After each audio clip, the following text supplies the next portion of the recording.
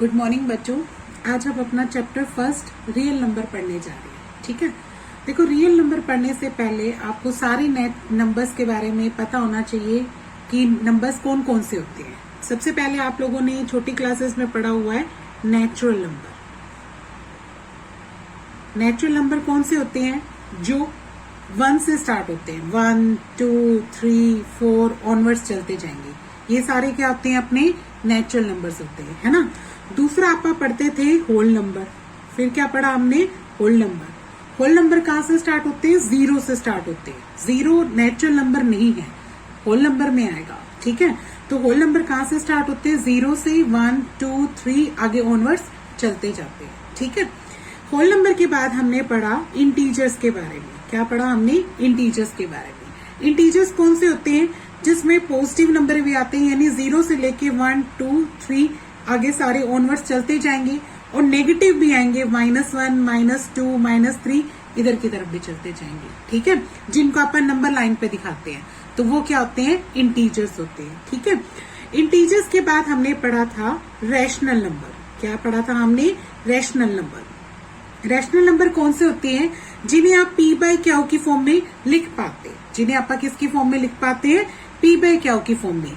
जहाँ पे q क्या होता है? कभी भी 0 नहीं होना चाहिए, नीचे कभी भी डिनोमिनेटर में 0 नहीं होना चाहिए। ठीक है, q ना 0 हो, और p और q क्या हो सकते हैं? कोई भी इंटीजर्स हो सकते हैं। p and q are any integers. क्या हो सकते हैं? Any integers. ये कोई भी इंटीजर्स हो सकते हैं। ये नेगेटिव भी हो सकते हैं, पॉजिटिव भी हो सकते हैं। 0 ऊपर आ सकता है, बट 0 नीचे नहीं आएगा। ठीक है, तो वो सारे क्या होते हैं? रैशनल नंबर होते हैं। इसके बाद हमने 9th में पढ़ा था इरेशनल नंबर के बारे में। इरेशनल नंबर कौन से होते हैं? जिनको आप कभी भी p/q की फॉर्म में नहीं लिख पाते। ठीक है, जिनको कभी भी आप p/q की फॉर्म में नहीं लिख पाते, वो सारे क्या होते हैं? इरेशनल नंबर होते हैं।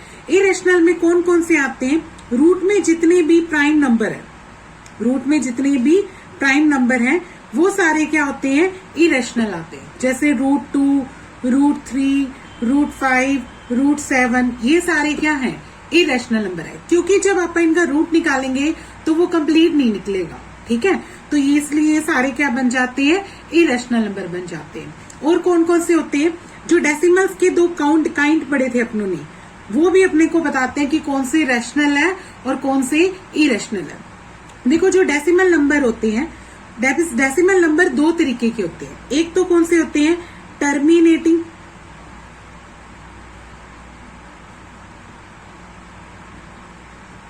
और दूसरे क्या होते हैं? Non terminating. ठीक है, टर्मिनेटिंग का मतलब उनका डेसिमल खत्म हो जाएगा। जैसे मैंने 0.5 लिख दिया, 0.6 लिख दिया, ये क्या होते हैं? टर्मिनेटिंग। ठीक है, इस तरीके के। और नॉन टर्मिनेटिंग डेसिमल्स नंबर क्या होते हैं? जो चलते रहते हैं। यानी जैसे इसके भी 2 काइंड होंगे। एक तो पढ़ेंगे आपका रिपीटिंग, ठीक है, और एक पढ़ेंगे नॉट रिपीटिंग। अच्छा देखो, रिपीटिंग में क्या होगा? जैसे 0.555 चलता जाएगा, ये रिपीटिंग है। आप इसको 0.5 बार पढ़ते होते थे, इस तरीके से पढ़ते थे, है ना। और नॉट रिपीटिंग में क्या होता है? जैसे अगर आपका 5 लिख दिया, फिर 1 0, फिर 5, फिर 00, फिर 5, फिर 000, ऐसे इस तरीके के आते हैं। ठीक है, यानी रिपीट भी नहीं हो रहा, और ये डेसिमल क्या है? चलता भी जा रहा है, यानी खत्म नहीं हो रहा। ठीक है, तो वो कौन से होते हैं? नॉट रिपीटिंग, यानी नॉन टर्मिनेटिंग में ही आते हैं। नॉन टर्मिनेटिंग के 2 काइंड पढ़े, एक पढ़े रिपीटिंग और एक पढ़ा नॉट रिपीटिंग। ठीक है, यानी बार वाला तो क्या होता है? रिपीटिंग, यानी जो बार बार आता है वही अक्षर।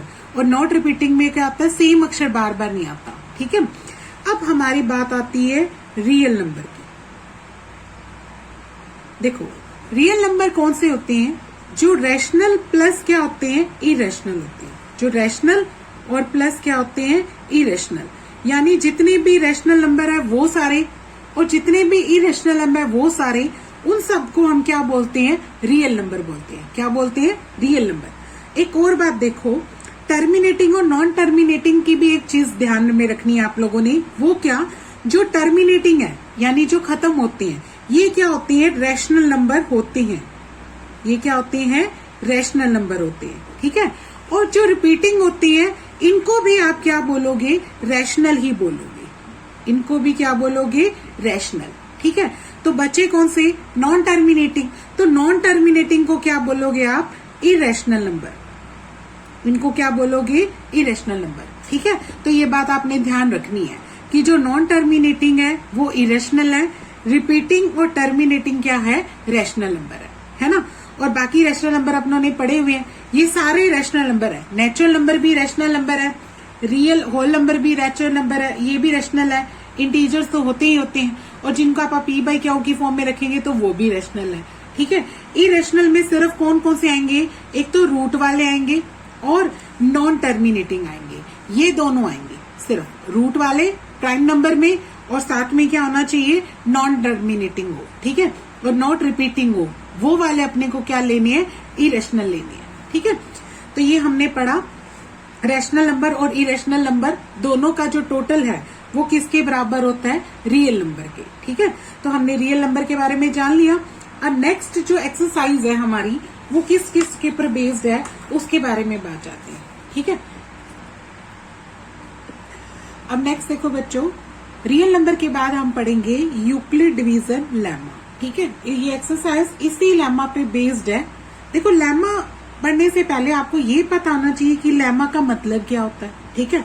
देखो लेमा क्या होता है, एक ऐसी स्टेटमेंट होती है, एक प्रूवन स्टेटमेंट होती है। लेमा क्या होती है, एक प्रूवन स्टेटमेंट होती है जो यूज करती है किसी और स्टेटमेंट को प्रूव करने के लिए। यानी लेमा का कोई प्रूफ नहीं होता हमारे पास। लेमा क्या होती है, हमें गिवन स्टेटमेंट है जिसका हम यूज करते हैं किसी और थ्योरम को या किसी और स्टेटमेंट को प्रूव करने के लिए। जैसे आप बोलते हैं कि रेक्टेंगल की क्या होते हैं, कि ऑल 4 साइड्स होती हैं, है ना, और इन 4 साइड से हम रेक्टेंगल के एंगल्स को इक्वल दिखा सकते हैं, उसके ट्रायंगल्स को कॉन्ग्रुएंट करके दिखा सकते हैं।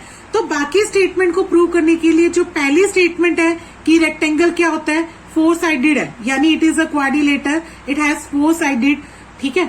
तो वो हमारे पास क्या है, एक लेमा है। यानी जो स्टेटमेंट हमारे पास पहले से ऑलरेडी पता हो, जिसके पीछे कोई प्रूफ ना हो, तो वो स्टेटमेंट क्या कहलाती है, लेमा कहलाती है।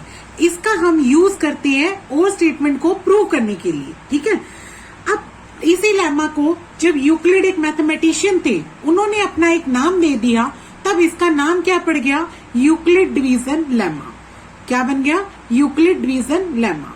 यूक्लिड डिवीजन लेमा क्या बताता है बच्चों, ये हमें ये बताता है कि अगर हमारे पास कोई 2 पॉजिटिव नंबर है, कोई भी 2 पॉजिटिव इंटीजर हो सकते हैं, एक ए मान लो और एक क्या मान लिया, बी, तो हम ए को जब बी से डिवाइड करते हैं तो कोई ना कोई कोशेंट आता है ना, और साथ में क्या बचता है, रिमाइंडर।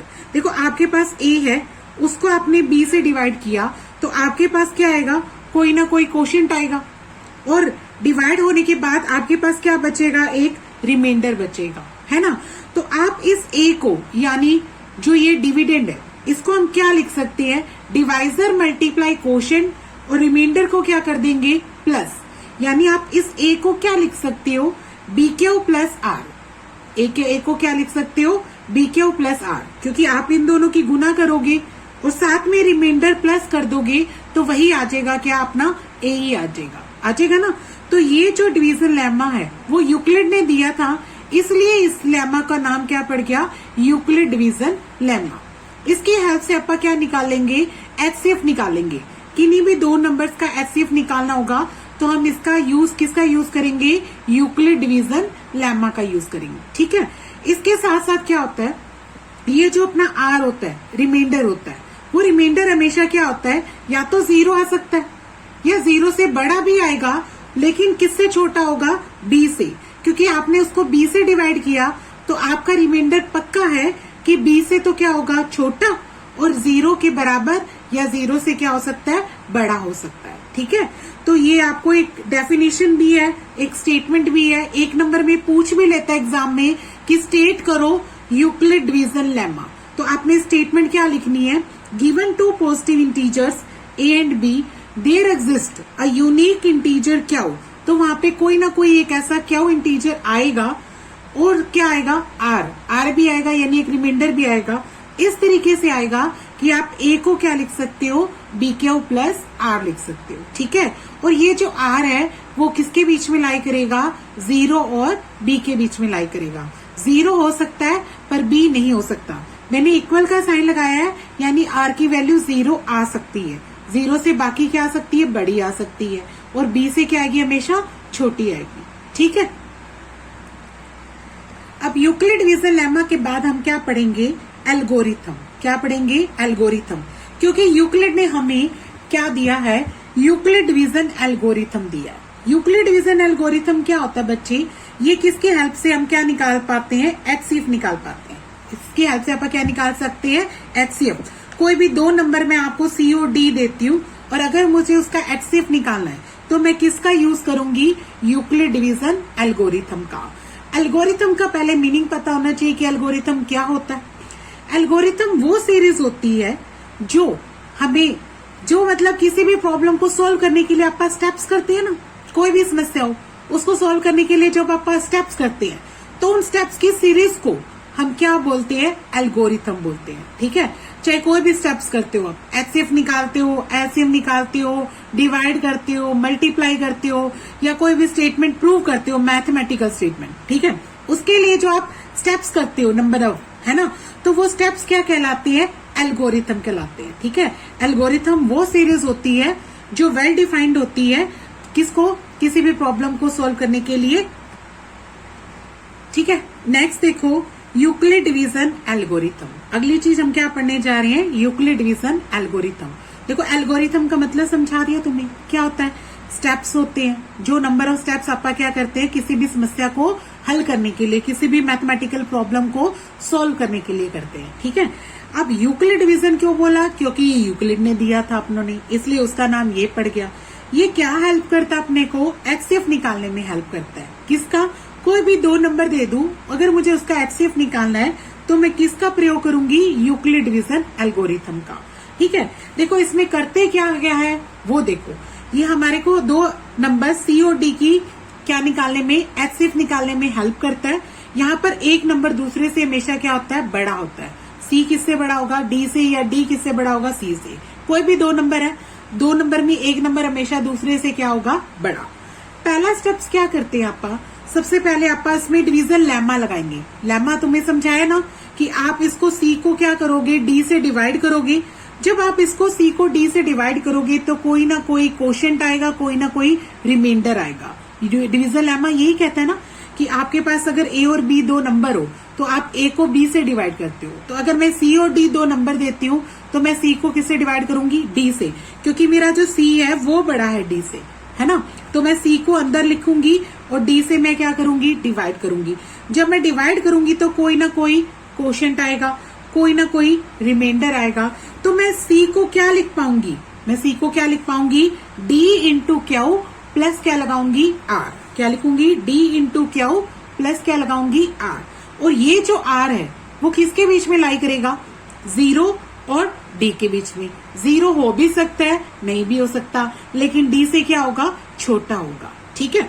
फिर नेक्स्ट, अगर मान लो आपका रिमाइंडर 0 आ जाता है, पहले स्टेप में ही आ गया, आपने पूरा डिवाइड कर लिया, तो उस स्टेप में तो आपका एचसीएफ क्या बन जाएगा, यही डी बन जाएगा, है ना। तब अपना सी और डी का एचसीएफ क्या बन जाएगा, डी ही बन जाएगा। तब एचसीएफ डी क्या बन जाएगा, एचसीएफ बन जाएगा, किसका, सी और डी का। मगर अगर आपका आर 0 नहीं आता है, आर अपना 0 नहीं आता है, तो फिर से हम अप्लाई करते हैं, कौन सा, यही डिवीजन लेमा। यही डिवीजन लेमा आप फिर से अप्लाई करते हैं, यानी फिर से आप डिवाइड करेंगे डी और आर को आपस में। एक तो डी बच गया और एक क्या बच गया, आर। आप एचसीएफ निकालेंगे किसका, डी और आर का, और इस पर क्या अप्लाई कर देंगे, डिवीजन लेमा, ठीक है। डी और आर को आपस में क्या करेंगे, आप एचसीएफ निकालेंगे, ऐसे ही डी को अंदर रखेंगे, आर से डिवाइड करेंगे, फिर से कोई ना कोई क्वोशिएंट आएगा, कोई ना कोई रिमाइंडर आएगा। ये प्रोसेस तब तक चलता रहेगा जब तक कि आपका रिमाइंडर 0 ना आ जाए, ठीक है। तब तक आप उसको डिवाइड ही करते रहोगे, जो भी अपना क्वोशिएंट आएगा हर बार और जो भी अपना रिमाइंडर होगा, क्वोशिएंट और रिमाइंडर को आपस में क्या करना है, आपने डिवाइड करना है, ठीक है। और डिवाइड करना है तब तक जब तक कि आपका रिमाइंडर क्या ना आ जाए, 0 ना आ जाए, ठीक है। जब डिवाइड कर दोगे तो लास्ट जो स्टेज आएगी तब आपके पास जो नंबर बचेगा, जो रिमाइंडर बचेगा, वही क्या बन जाएगा, अपना एचसीएफ बन जाएगा। ये क्यों होता है? क्योंकि आपको पता है 2 नंबर का जो एचसीएफ होगा सीओडी का और एचसीएफ होगा डी और आर का, तो दोनों क्या होंगे, सेम होंगे, इसलिए ये स्टेप बिल्कुल लीगल है। ठीक है, यानी आप इसको ये काम करेगा भी, आप जितनी बार आप उनको डिवाइड करते जाएंगे और क्या निकालते रहेंगे, एचसीएफ निकालते रहेंगे। ठीक है, तो वो एचसीएफ सभी क्या सेम हो जाएगा, सबके लिए बीच में कॉमन वही एचसीएफ आएगा। तो इस तरीके से आपने क्या करना है, एचसीएफ निकालना सीखना है। ठीक है, ये कौन सा तरीका मेथड है, यूक्लिड डिवीजन एल्गोरिथम। तो हमेशा क्वेश्चन इसी बेस पे आता है कि यूक्लिड डिवीजन एल्गोरिथम का यूज करके आपने एचसीएफ निकालना है, वरना एचसीएफ निकालने के तो और तरीके भी थे जो आप छोटी क्लासेस में पढ़ चुकी है। ठीक है, आप एचसीएफ इस तरीके से निकालते थे, डिवाइड वाले मेथड से निकालते थे ना, भी जो रिमाइंडर बच गया उससे फिर आगे वाली चीज को डिवाइड करना है, तब तक डिवाइड करते रहते थे जब तक कि अपना ये फिनिश नहीं हो जाता था। या फिर मैम ऐसे सिखाते थे तुम्हें एचसीएफ निकालना, कॉमन निकाल के 2 नंबर्स का अलग अलग एलसीएम निकाल के और उनके बीच में जो कॉमन चीज होती थी वो अपना क्या आ जाता था, एचसीएफ आ जाता था। ठीक है, लेकिन यहाँ पर इस तरीके से नहीं करना है, आपको स्पेशली बोला जाएगा कि यूक्लिड डिवीजन एल्गोरिथम का यूज करो और उससे तुम क्या निकालो, एचसीएफ निकालो। तो आप किसी और मेथड से करके आओगे तो आपको नंबर नहीं मिलेंगे। ठीक है, तो आपने यूक्लिड मेथड डिवीजन एल्गोरिथम का ही यूज करना है किसी भी 2 नंबर का एचसीएफ निकालने के लिए। ठीक है, तो मैं एक्सरसाइज का फर्स्ट क्वेश्चन करने जा रही हूँ, वो देखो एक्सरसाइज 1.1 फर्स्ट सम है। देखो स्टेटमेंट पढ़ो सभी, यहाँ पे स्टेटमेंट है use Euclid division algorithm, use Euclid division algorithm to find HCF. आपको एचसीएफ ही निकालना है, किसका यूज करके, यूक्लिड डिवीजन एल्गोरिथम का, जो अभी भी मैंने सिखाया तुम्हें। ठीक है, जैसे फर्स्ट पार्ट है मुझे दे रखा है, यहाँ पे मुझे एचसीएफ निकालना है 135 एंड 225 का, इसका एचसीएफ निकालना है। ठीक है, देखो बच्चों एचसीएफ यूक्लिड से करना है, पर अगर आपको इजीली करना है तो एक तरीका और भी है कि आप इसको क्या करो, रफ में यहाँ पे रफ में आपने क्या करना है, एचसीएफ निकाल लेना है। किस तरीके से, ये रफ वर्क है, इसको फेयर पे लिख लेना, लेकिन ये याद रखना पेपर में नहीं लिखना है, आपको ये रफ में ही लिखना है। ठीक है, देखो आपको क्या करना पड़ेगा, सबसे पहले आप इस दोनों को एचसीएफ निकालोगे डिवीजन मेथड से। डिवीजन मेथड जैसे आप छोटी क्लासेस में करते थे, एक बड़ा नंबर है 225 और दूसरा नंबर क्या है 135। इस 225 को आपने 135 से डिवाइड करना है। ठीक है, देखो डिवाइड करते हो तो ये कितने पे जाता है, 1 जा पे जाता है, 135 पे गया क्योंकि 2 जा पे बड़ा आएगा। अब यहाँ पे रिमाइंडर क्या बचता है 0, 12 में से 3 के कितने रह गए 90। फिर 90 को बाहर रखते थे आप, और ये जो 135 था वो अंदर रखते थे। ठीक है, इस 135 को आप यहाँ लिखते थे। फिर से आप इसको डिवाइड करते हैं, 90 की टेबल पे भी ये 1 जा पे ही जाता है। फिर अब आप इसके पास रिमाइंडर क्या बचता है 45। फिर से आप क्या करते थे, 45 को अंदर 90 को अंदर और इन दोनों को डिवाइड करते थे।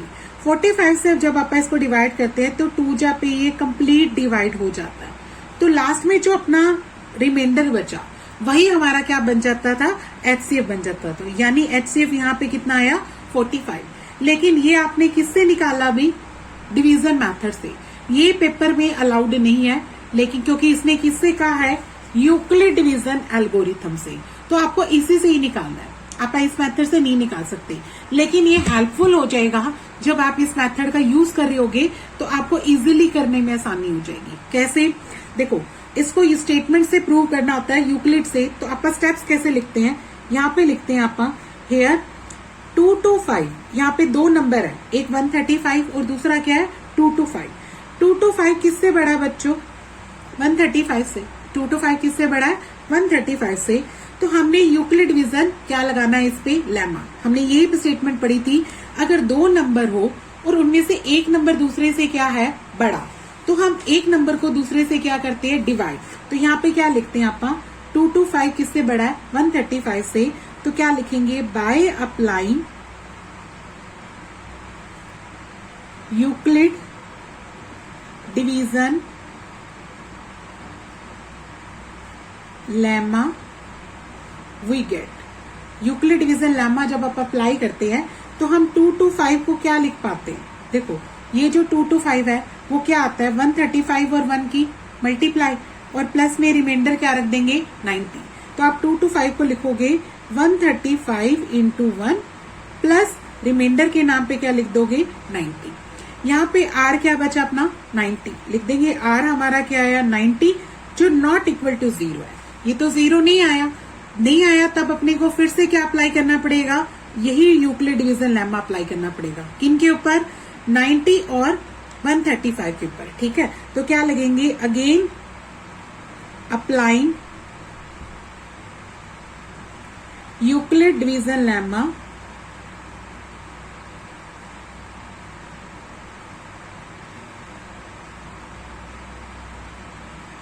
ऑन, किस पे अप्लाई करना है अपनों ने, 135 एंड 90 के ऊपर। ठीक है, देन तो अब 135 किसके बराबर आ जाएगा बच्चों, 90 इंटू 1 और प्लस रिमाइंडर क्या आ जाएगा, 45। अब 135 को क्या लिख देंगे, 90 इंटू 1 और रिमाइंडर के नाम पे क्या आ जाएगा, 45। ठीक है, ये r जो है 45 है, ये भी मेरा नॉट इक्वल टू 0 है, ये भी 0 के बराबर नहीं आया। जब ये 0 के बराबर नहीं आया तो फिर से अप्लाई करेंगे अपन। ठीक है, अगेन अप्लाइंग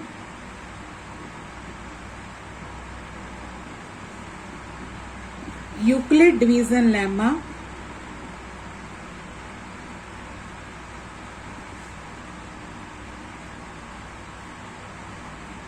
ठीक है, ऑन किस पे अप्लाई करेंगे अपन, 90 एंड 45 पे। ठीक है, देन अपन 90 को अब क्या लिख पाएंगे, 45 इंटू 2।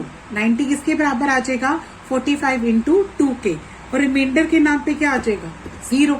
ठीक है, यानी फिनिश हो गया। यानी r क्या आया अपना, r क्या आ गया, 0 आ गया। r क्या आ गया, 0। तो इसका मतलब HCF किसका, 135 और 225 का HCF कितना आ जाएगा, यही 45 आ जाएगा। ठीक है, क्योंकि या लास्ट में अपने पास 45 बच गया जो तीनों में कॉमन था, क्योंकि ये सबको डिवाइड करता आ रहा है ना। तो लास्ट में HCF कितना बन जाएगा अपना, 45। ठीक है, इस तरीके से आपने सारे पार्ट्स करने हैं। ये पार्ट मैंने फर्स्ट आपको क्लियर कर दिया है। ओके।